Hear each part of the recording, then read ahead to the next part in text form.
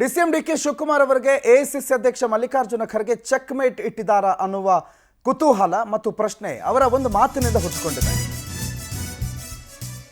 AICC ಅಧ್ಯಕ್ಷ ಮಲ್ಲಿಕಾರ್ಜುನ ಖರ್ಗೆ ನಿನ್ನೆ ಬದಲಾವಣೆಯ ಸುಳಿವನ್ನು ಕೊಟ್ಟು ಅಚ್ಚರಿ ಮೂಡಿಸಿದರು. ಈಗ ಸದ್ಯಕ್ಕೆ ಕೆಪಿಸಿಸಿ ಅಧ್ಯಕ್ಷ ಸ್ಥಾನ ಬದಲಾವಣೆಗೆ ಮುಹೂರ್ತ ಕೂಡುವಂತ ಅಥವಾ ಎಲ್ಲರ ಒತ್ತಡದ ನಂತರ ಈಗ ಮಾಡಲೇಬೇಕಾದ ಅನಿವಾರ್ಯತೆ ಕಾಡು ಬಂದಿದೆಯಾ? ಇಷ್ಟು ದಿನ ಹಾದಿ ಬೀದಿಯಲ್ಲಿ ಅಧ್ಯಕ್ಷ ಬದಲಾವಣೆ ಬಗ್ಗೆ ಮಾತಾಡ್ತಾ ಇದ್ರು, ಅದಕ್ಕೆಲ್ಲ ಬ್ರೇಕ್ ಹಾಕಬೇಕು ಅಂತ ಈಗ ಮಲ್ಲಿಕಾರ್ಜುನ ಖರ್ಗೆ ಮುಂದಾಗಿದ್ದಾರೆ. ಒಬ್ಬರಿಗೆ ಒಂದು ಹುದ್ದೆ ರೂಲ್ಸ್ ಅನ್ನು ಡಿಕೆಶಿಗೂ ಅಪ್ಲೈ ಮಾಡಬೇಕು, ಅಧ್ಯಕ್ಷ ಸ್ಥಾನ ಬದಲಾಗಬೇಕು ಅಂತಿದ್ದ ದಲಿತ ಸಚಿವರ ಆ ಬೇಡಿಕೆಗೆ ಮನ್ನಣೆ ಸಿಕ್ಕಂಗೆ ಕಾಣ್ತಾ ಇದೆ. ಹಾಗಾದ್ರೆ ಯಾರ ಕೈಗೆ ಮುಂದಿನ ಕೆಪಿಸಿಸಿ ಸಾರಥ್ಯ ಹೋಗಬಹುದು?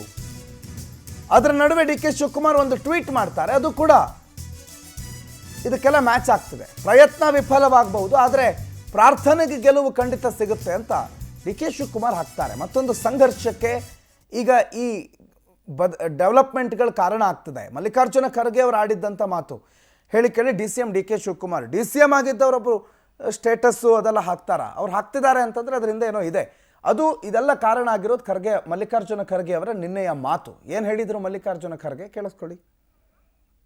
ಒರಿಸ್ಸಾ ಮಾಡಿದ್ದೀನಿ, ಬಂದಿದ್ದೀನಿ. ಬ್ಯಾಕ್ವರ್ಡ್ ಕ್ಲಾಸ್ ಒಬ್ಬರು ಅಧ್ಯಕ್ಷ ಮಾಡಿದ್ದೇವೆ, ಈಗ 3-4 ಮಾಡಿದ್ದೇವೆ, ಬಾಕಿ ಒಂದು ಆಗ್ತವೆ.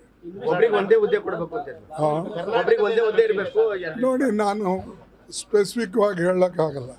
ಕರ್ನಾಟಕದ ಏನು ಮಾಡಿದೆ, ಮತ್ತು ನೀವು ತಿರ್ಚಿ ಮುರ್ಚಿ ಅದಕ್ಕೆ ಮಾಲ್ ಮಸಾಲ ಹಚ್ಚಿ ಅದಕ್ಕೆ ಭಾಳ ಜನ ಟ್ರುತ್ ಹೇಳಲ್ಲ. ನಿಮಗೆ ಬರೋದೇನೆಂದರೆ ಅಲ್ಲಿ ಹೋದ ಕೂಡಲೇ ವ್ಯತ್ಯಾಸಗಳಾಗ್ತಾವೆ ನಿಮಗೆ. ಇದರಲ್ಲಿ ನಾವು ಯಾವ್ಯಾವ ಒಂದು ಆಗಿ ಮಾಡ್ತಾಯಿದ್ದೇವೆ, ಮತ್ತು ಇನ್ನೊಂದು 2-3 ದಿವಸದಲ್ಲಿ ಇನ್ನೊಂದು 2-3 ಸ್ಟೇಟ್ಗಳನ್ನು ಮಾಡ್ತೇವೆ. ಮತ್ತು ಕೆಲವು ಕಡೆ ಆಫೀಸ್ ಬೇರರ್ಸ್ ಏನು ಮಾಡಿಲ್ಲ, ಆ ಆಫೀಸ್ ಬೇರರ್ಸು ಮಾಡ್ತೇವೆ. ಮತ್ತು ಬೇರೆ ಬೇರೆ ಸೆಲ್ಲು ಡಿಪಾರ್ಟ್ಮೆಂಟು ಯಾವ್ಯಾವ ಮಾಡಬೇಕು ಅದನ್ನು ಒಂದು 5-6-8 ದಿವಸನಾಗ ಮಾಡಿ ಮುಗಿಸ್ತೇವೆ.